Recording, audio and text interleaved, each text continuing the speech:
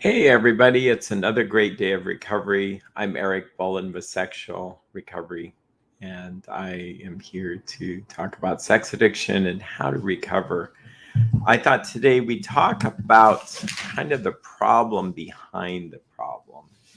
And I'm not going to speak for any particular 12 step group at all, or I can recommend them as a therapist, but they have a tradition where we don't speak for, in this case, Sexaholics Anonymous, which I do recommend. But I'm going to read from the Sexaholics Anonymous book because I think I have all the books. I think it describes the problem in a very interesting way. And you'll find this in the white book. This is now a white book, but it's called The Problem. And I'm just going to jump into it and then we'll talk about it. Many of us felt, and by the way, they will read this at every essay meeting. So a lot of the 12 step people, whatever it is, drug, alcohol, food, sex, spending, gambling, they'll talk about the problem and they describe it. And when you go, you start to realize this is bigger than just what we think it is.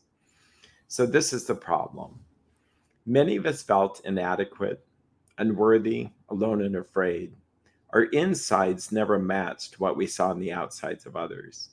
Early on, we came to feel disconnected from parents, from peers, from ourselves. We tuned out for fantasy and masturbation. We plugged in by drinking in the pictures, the images, and pursuing the objects of our fantasies. We lusted and wanted to be lusted after. We became true addicts, sex with self, promiscuity, adultery, dependency relationships, and more fantasy. We got it through the eyes. We bought it. We sold it. We traded it. We gave it away. We were addicted to the intrigue, the tease, the forbidden. The only way we knew to be free of it was to do it. Please connect with me and make me whole, we cried with outstretched arms. Lusting after the big fix, we gave away our power to others. This produced guilt, self hatred, remorse, emptiness, and pain. And we were driven ever inward, away from reality, away from love, lost inside ourselves. Our habit made true intimacy impossible. We could never know real union with another because we were addicted to the unreal. We went for the chemistry, the connection that had the magic, because it bypassed intimacy and true union. Fantasy corrupted the real, lust killed love. First addicts, then love cripples we took from others to fill up what was lacking in ourselves, conning ourselves time and again that the next one would save us. We were really losing our lives. Okay? Very powerful. Um, you'll see that, yes, there is the typical signs of sex addiction, of which you would suspect sexual behaviors. But notice the disconnection, uh, lost in ourselves, that the habit made true intimacy impossible. For we could never know real union with another because we were addicted to the unreal. Um, we were lost inside ourselves that we and then the addiction comes and offers a fake connection, and yes, it's momentary, but it's really fake. It's not real union with another person.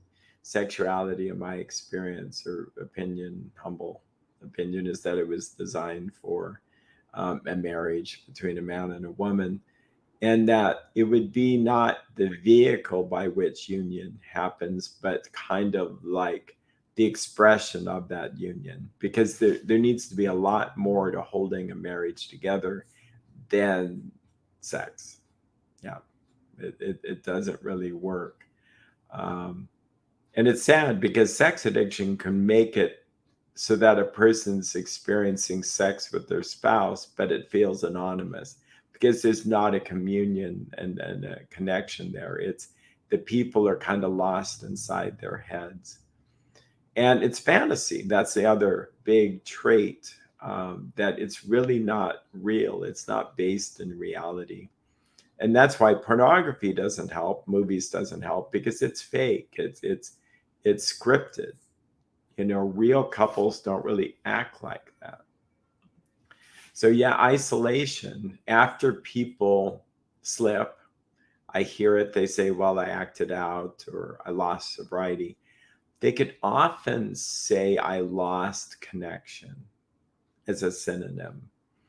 That if we stay sober by God's grace, we connect with God and people and our own feelings, that's sobriety. When we disconnect, like here, when we're disconnected from ourselves, and that happens often before we even act out, we start to not be connected to reality. We start to not be connected with what's going on with our emotions. Am I like halts, hungry, angry, lonely, tired, stressed, or sick? Okay. Those things can happen, and we don't know that they're happening. We can lose some sobriety. But a further disconnection is like we feel very ashamed, that we hide. We feel like we're bad people, that we can't share this with anybody. And shame is different than guilt. Guilt says we've done something inappropriate and I feel guilty for doing the behavior. How could I have done that? Shame says, how could I have done this? That there's this being aspect that we're really off.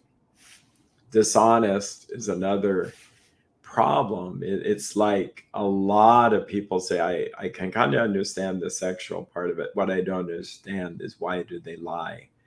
And the lying just basically says, I don't want to tell you the truth about me. I'm going to tell you what I want you to know. And there's a sense of manipulating you to believe what I want you to believe about a certain reality. The problem is when you're caught in a lie, then the receiving end goes, well, how do I even know what's true? And I hear this a lot. People say, well, if I tell her or him, it'll hurt him or her. I say, and I'm tough, but I say, doing what you did first hurt them by acting out. Lying is just adding another layer of hurt and isolation and disconnection and shame. Yeah, because a lot of people don't lie about anything else, but when they're in addiction, they can lie about their acting out or their addiction.